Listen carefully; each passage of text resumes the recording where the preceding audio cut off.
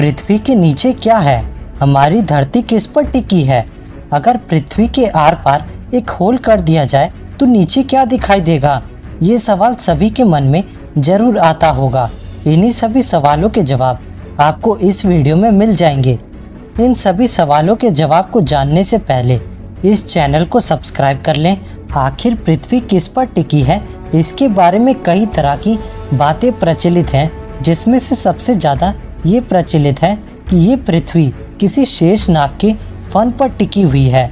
कुछ लोगों का मानना है कि पृथ्वी किसी विशाल समुद्र में तैर रही है, लेकिन ये सब कुछ एक भ्रामक बातें हैं।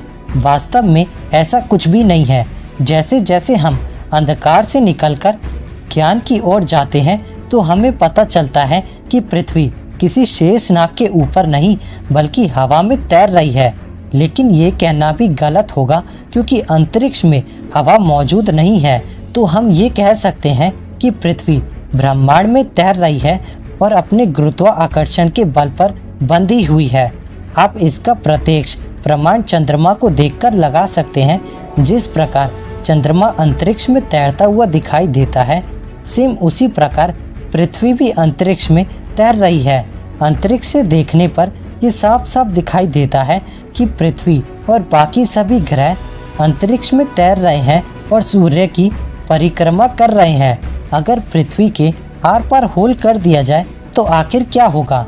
ऐसा करना वास्तव में तो संभव नहीं है, क्योंकि अब तक पृथ्वी पर सबसे लंबा गड्ढा 12 किलोमीटर का ही खोदा जा सका है। इसके बाद तापमान 300 डिग्री सेल्सियस से ऊपर होने लगा और खुदाई के सारे उपकरण पिघलने लगे। लेकिन चलिए हम कल्पना करते हैं कि पृथ्वी के आर पार गड्ढा खोदने की। ऐसा करने के लिए हमें पृथ्वी के कई भागों से होकर गुजरना पड़ेगा।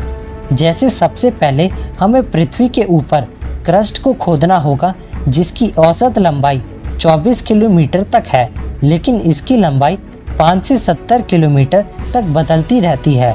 पृथ्वी का ये भाग काफ़ी ठोस रूप में होता है। इसके बाद पृथ्वी की दूसरी परत, जिसे मेंटल कहा जाता है, हम यहाँ तक पहुँच जाएंगे और इसकी लंबाई 2890 किलोमीटर की होती है। और इसे पार करने के बाद हम पहुँच जाते हैं पृथ्वी के कोर में। अब हम पृथ्वी के तीसरी परत में पहुँच जाएंगे, जिसको कोर कहते हैं। कोर की गहराई 2900 से 6370 किलोमीटर तक है और ये भाग काफ़ी ठोस है, क्योंकि यहाँ दबाव इतना ज़्यादा है कि लोहे को पिघलने नहीं देता। कोर मुख्य रूप से लोहे और निकल का बना हुआ होता है। और अब यहाँ तक पहुँच गए हैं तो हमें अब उस पार जाने के लिए फिर से इसी प्रोसेस से होकर गुजरना पड़ेगा, लेकिन उल्टे प्रोसेस की तरफ। हमने पहले क्रस्ट, मेंटल, कोर को पार किया था, लेकिन अब हमें कोर, मेंटल और क्रस्ट को पार करना होगा। इसके बाद हम किसी समुद्र या जमीन किसी भी जगह से निकल सकते हैं और इस प्रकार से हम देख पाएंगे कि जो हमारे ऊपर दिखाई देता है, यानी कि आसमान, वही नीचे भी दिखाई देगा। तो आपको ये वीडियो कैसा लगा नीचे कमेंट करके जरूर बताना। चैनल को सब्सक्राइब करके बेल आइकन ऑन जरूर कर लेना।